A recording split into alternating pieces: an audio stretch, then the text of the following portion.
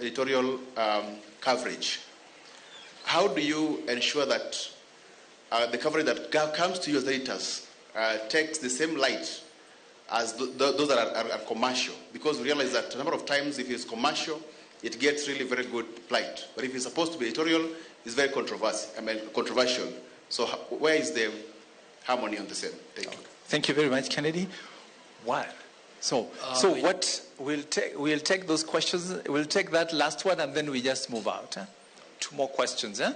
Right. Okay. My name is Martin Mugo from Stand Up Shoutouts. My question is, what can be done to attract the attention of youth? Because on a matter, you find that carbon credits to us youth is new, but it has been brought up that carbon credits has existed from a very long time. Yeah. So what can we do for us youth to have our attention to matters to climate change, and how can we help the panel, or rather the older generation, to help us when it comes to climate change? Thank you. Very quick one. My name is Evelyn Amvoa. I work with the Africa Biodiversity Collaborative Group. My question is on, bringing the person who is affected by climate change at the center of it all, as you mentioned, and specifically bringing the role of the women in the urban cities that are affected by climate change. You've talked about Wafula, people in arid areas and other places. We talked about elephant and people who are living with the elephants and fighting for water. But it affects you and I in the city. Right now, as a modern woman, you have to make calls to get water. We don't have basic water, basic sanitation. Those are the issues that affect us, climate change here in urban cities. Okay. There's loss and damage. How does that translate to us in terms of loss and damage? Children are growing up without water. We cook with bottled water in urban cities. Those are real key issues that affect us in terms of climate change. So we need to move the conversation from the rural woman or somebody else and bring it to ourselves as urban cities, because it affects us dearly. Thank you. Okay, thank you very much. That's more of a comment, and thank you. That one. Yeah. Thank you. 2 seconds, please. Quick one. My name is Paul Chepsoy. With me, colleague Daniel Kobe, representing indigenous communities in this room. Our big concern as indigenous organization and communities is the language of climate discussion in this summit. We have noticed so much that the academia, the governments, institutions have already changed the language of climate discussion, that we indigenous communities, which so many of you discussed, we are most affected. We don't have a lot of audience in this forum. Lastly, there are a lot of questions. Let me just ask this question. I visited some rooms that discuss about 2 things that confuse us indigenous communities. For example, there's discussion of avoidance and removal of carbon credit.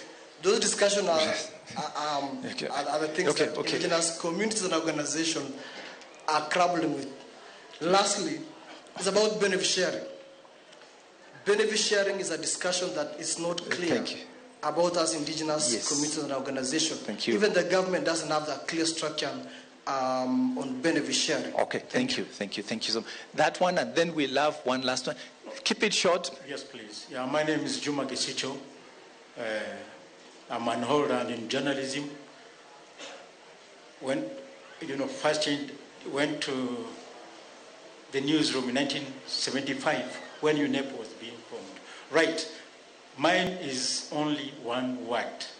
Big talk, and after this big talk, nothing. My challenge is this now. Okay. Thank you. Journalists, you plant a lot of trees, you do a lot of environmental work, but it's on paper, on air, and on television. Thank you. But on ground, there's nothing. Thank you. Now, I want you to get me. I'll give you. Everybody will want to adapt a tree or a bamboo from here. Thank you. We finally have one question from somebody can translate. Yeah. All right. Hello, everybody.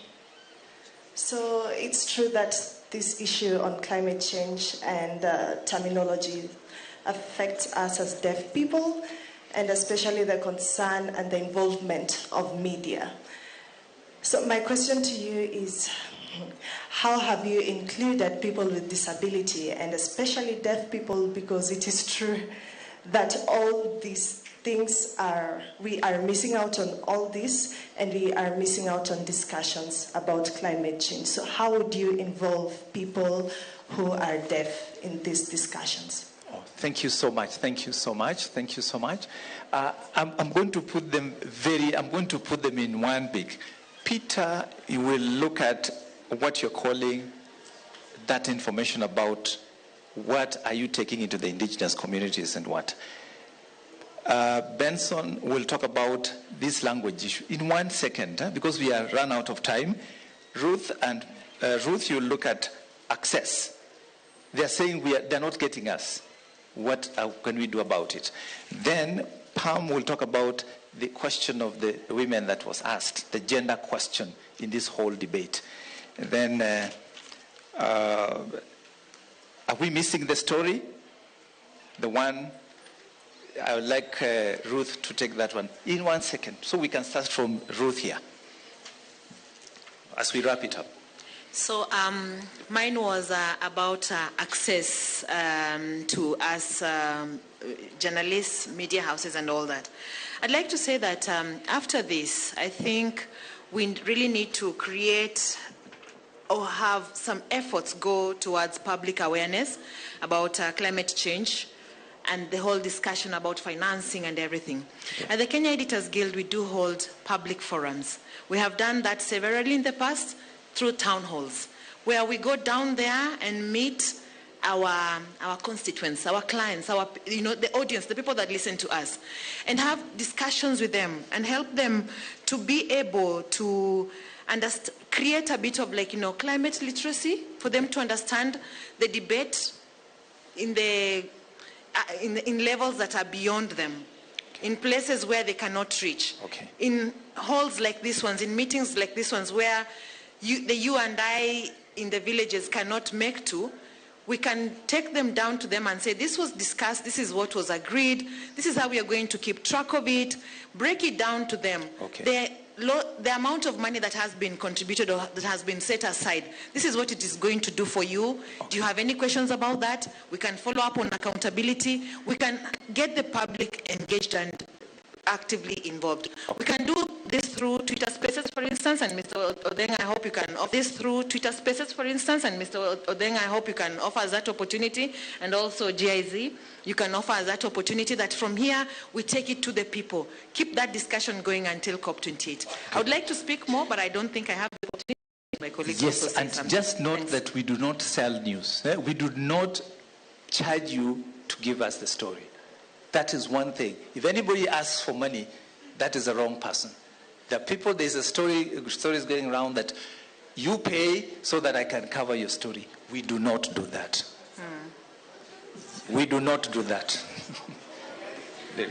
Peter?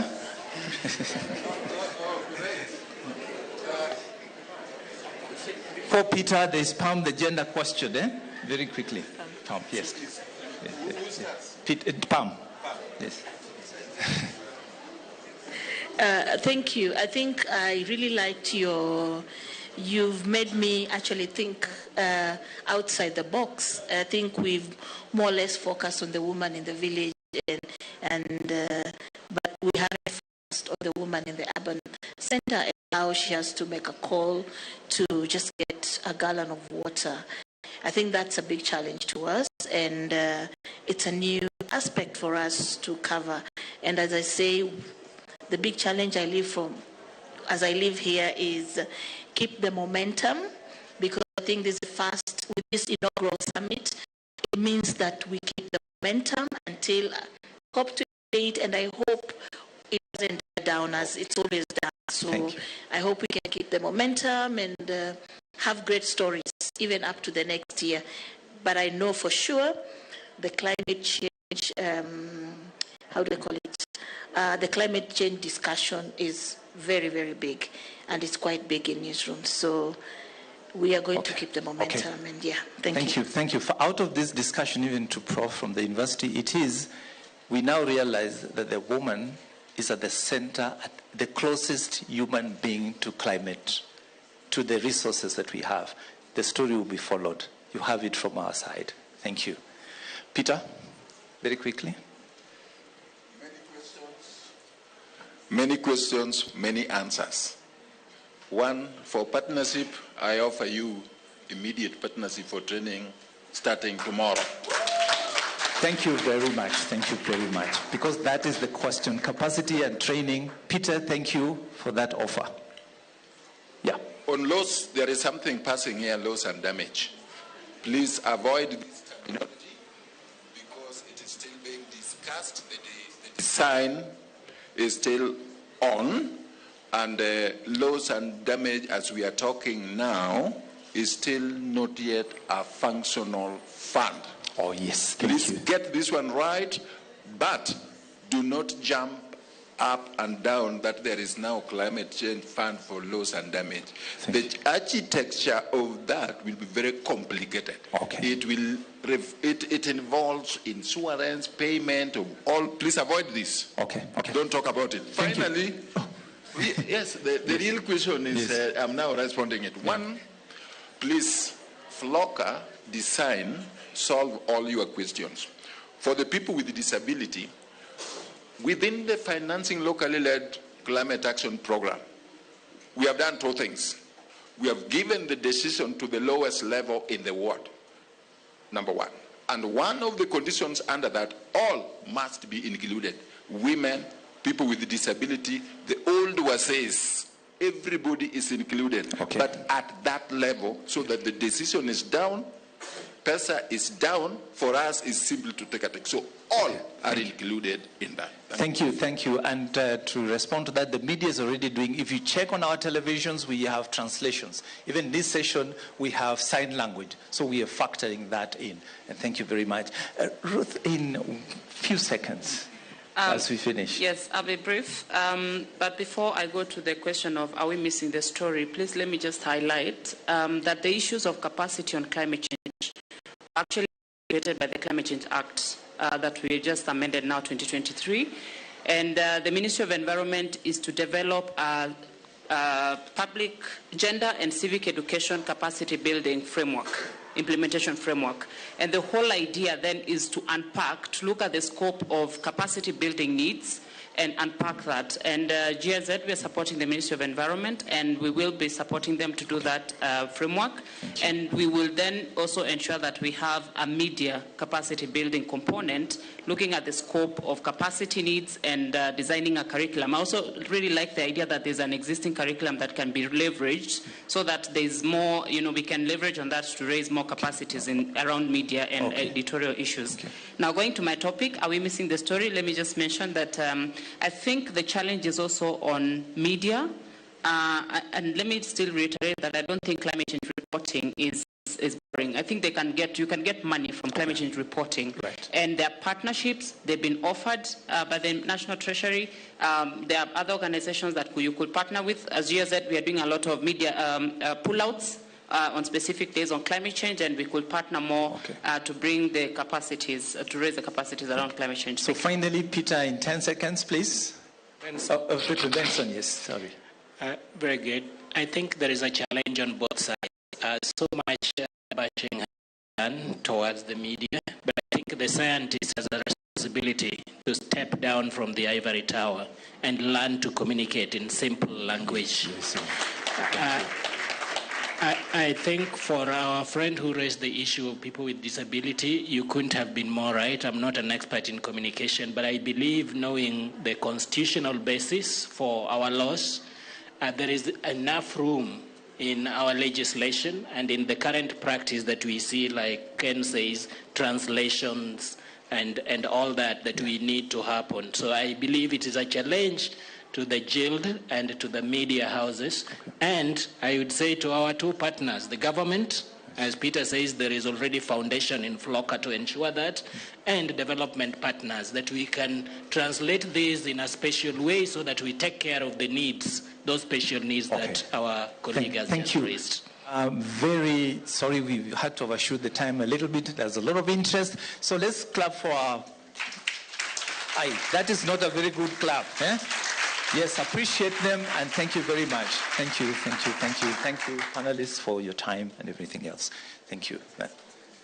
Their photo, the panelists will take a photo here, please.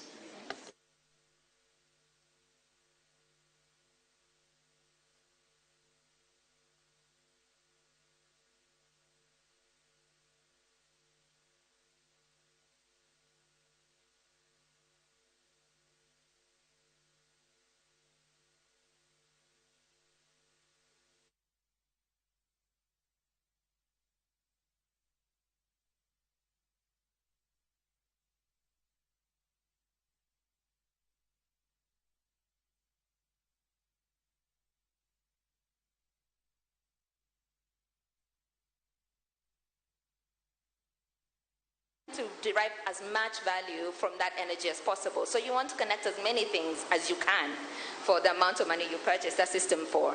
So I think what we can learn is that we need to really push on the efficiency if we're going to take this off-grid. Of course, there are limits, there are fundamental physical limits about how much efficient cooking can be or producing heat. So we need to be cognizant of that.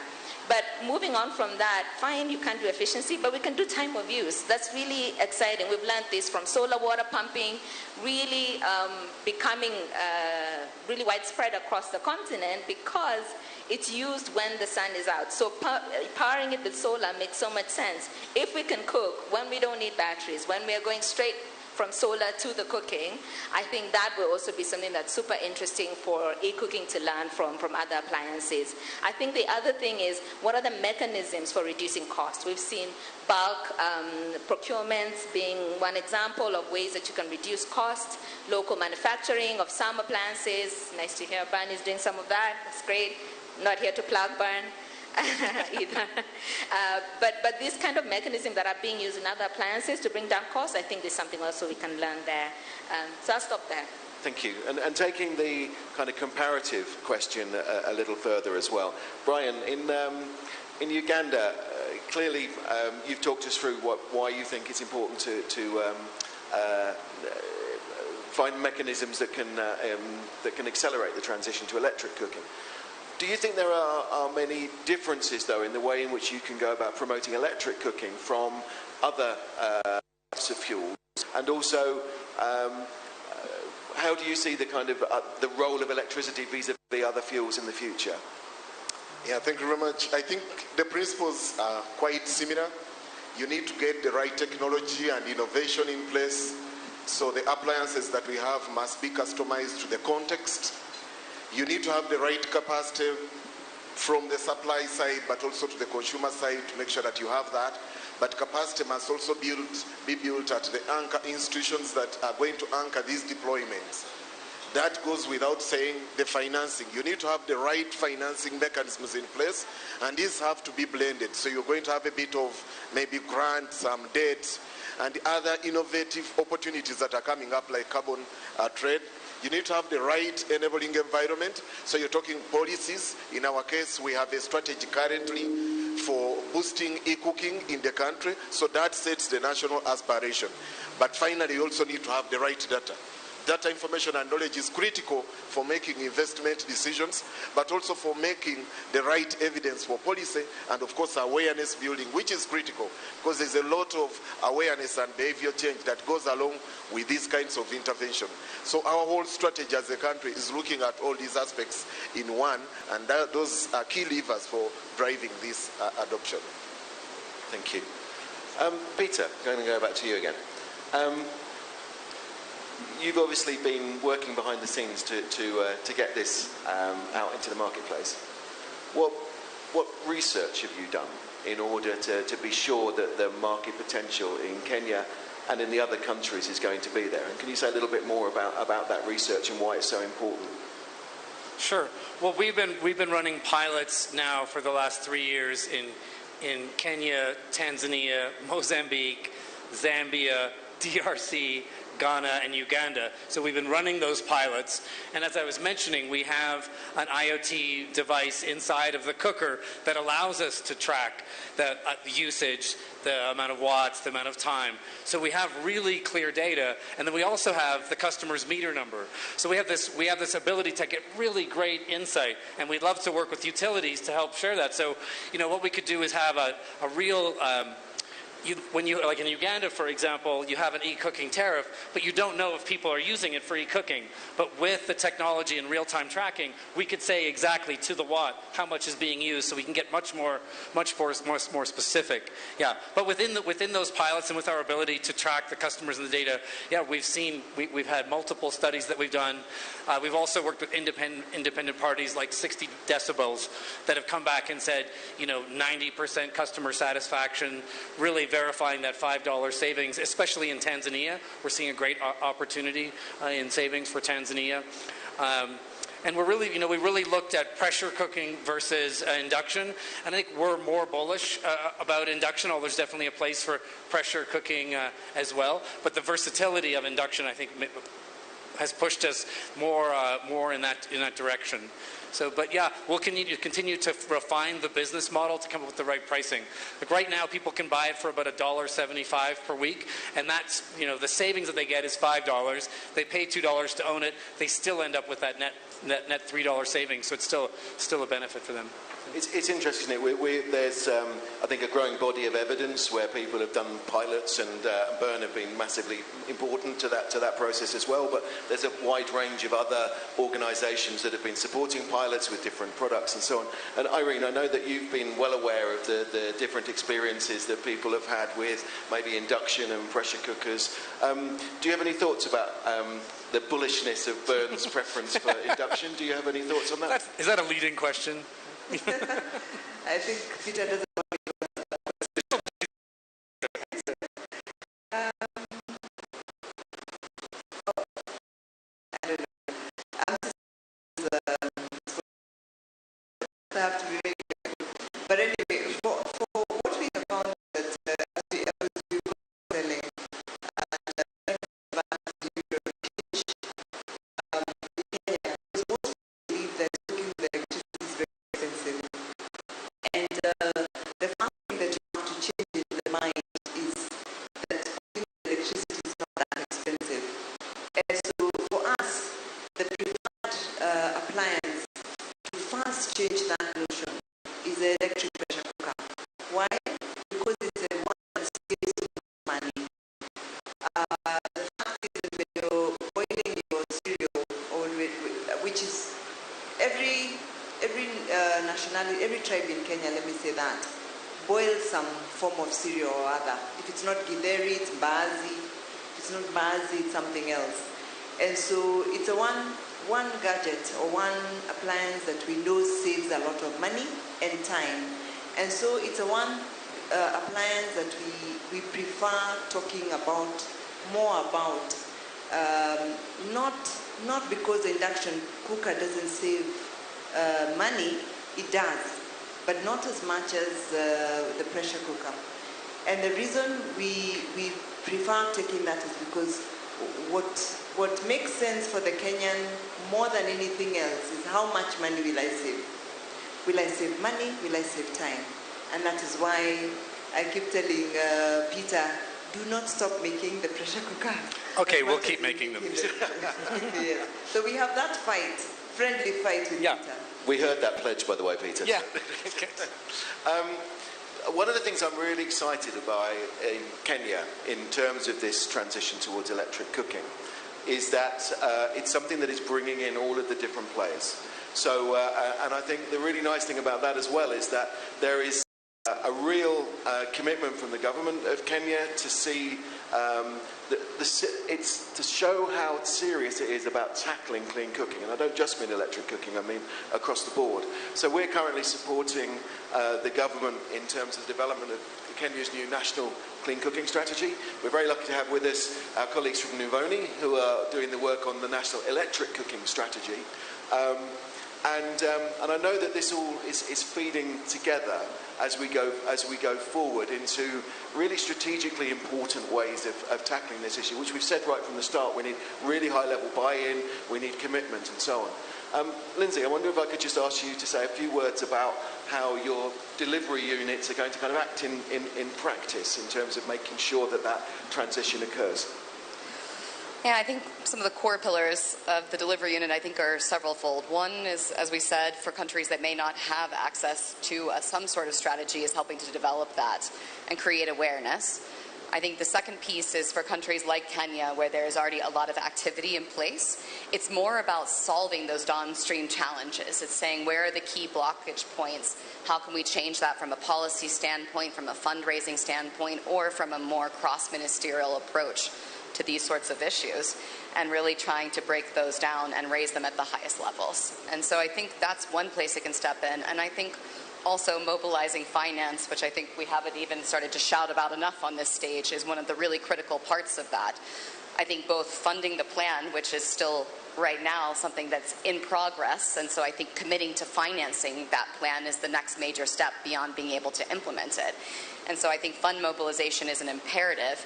I think especially when we talk about issues like e-cooking, we're talking also that right now about, 1% of the financing is available to achieve universal access to clean cooking? 1%.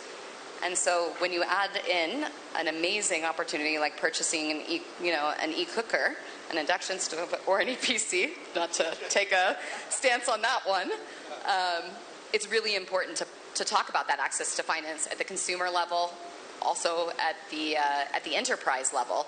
And when you think about that 1% figure, we're talking about almost no public financing being committed to e-cooking. And then when we talk about that burden on an entrepreneur, when you're talking about something like e-cooking, you're talking about providing consumer finance through a clean cooking company, which absolutely changes the type of capital they're having to raise. And actually, CCA launched yesterday our Global Sector Financial Partnership, trying to bring together public funding, private capital, and domestic finance all together to help provide a capital stack that can also go alongside climate finance to help underwrite these transitions. But ultimately, climate finance and all of these other financiers are going to be requisite to achieve these national strategies. And I think that's a really important part of the next phase. That's really well made. Absolutely agree. We are nearly to the end of our session. We are slightly truncated. I think everyone has... we're running late, as everybody knows. This event was drawn together by Bern. So actually, I'm going to give Peter, before I kind of do a final summing up, Peter, from Bern's perspective, what do you see happening over the next 3 years? Over the next 3 years, our goal is to move, for personally or for as the business, is to move 3 million units across our 6 core markets. And I think that's going to happen. I think it's interesting, national governments have spent billions of dollars rolling out the grid, but right now they're also spending billions of dollars on, say, importing LPG. Kenya will spend $500 million importing LPG when they could just be using the grid that they've built. So I think that all national governments are going to wake up to the opportunity to use the grids that they've built as opposed to using other fuels, like wood, charcoal, LPG, that really electric is that opportunity. So yeah, we're incredibly bullish. Again, there's still a place for lots of different types of stoves and fuels, but if I could stop selling charcoal stoves tomorrow and only sell electric stoves, I would be delighted to do that. And just speaking about national governments and our work with government, I just wanted to thank the First Lady's office for working with us and allowing us to host this event. And I know that the First Lady's office and the Kenya government is really committed and excited to bring clean cooking. I mean, other governments are as well, but we're seeing a lot of excitement from the Kenya government. And so we're really excited to work with the First Lady's office to bring clean cooking to the entire country. You've just stolen my summary. Oh, sorry. Just 100% agree with everything that Peter has just said. And just to finish where we started, which is that earlier on this morning we launched the Gecko. the Global E-Cooking Coalition, which is designed to bring together these actors that you see on this stage and a range of our colleagues. In the case of Gecko, we bring together SE for All, GIAP, who are on the panel here with us, and NDEV and ourselves, MEX and NDEV, as the four partners. What we intend to do is to provide this, is to find a way of channeling these resources that Lindsay is talking about, to find a significant increase of funding for electric cooking, and to also identify the barriers, as McKenna was saying, so that we can work together as a series of organisations and the governments that look to partner with us to identify those barriers, to encourage governments to really address the ways in which they can help this process. And as you say, absolutely, to where, like in Uganda and in Kenya, there is an expanding grid that is already reaching into a larger part of the population. The same is true for Ghana, for example. How do we make sure that we utilise those grids effectively? And it kind of addresses Lindsay's point as well, in that there is significant resources going into the infrastructure that can provide cooking through that electrification process. Far more money than there is in all of the other fuels combined, if we can only grasp it. So that's a really important area, and if we can use carbon finance to supplement that as well, then that's also massively important. And finally, SE for All are not on the panel with us today, but I think it's also massively important that we understand what are the implications of increasing substantively the amount of consumption from electric cooking to ensure that the grid is capable of supporting it and to ensure that it's properly integrated into integrated energy planning. So that, I think, is the challenge, but also the delight of electric cooking, that it becomes part of the mainstream debates about how we think about energy, rather than as something that's siloed off somewhere else. So in some ways, we would like to see ourselves put out of a job because electric cooking is seen as being something that's an absolutely fundamental part of the way in which we plan our electricity systems. Thank you all very much for your attention. Sorry we were slightly truncated, so we weren't open to open up to questions. But if you would join with me in thanking this really exceptional panel for the level of the discussion.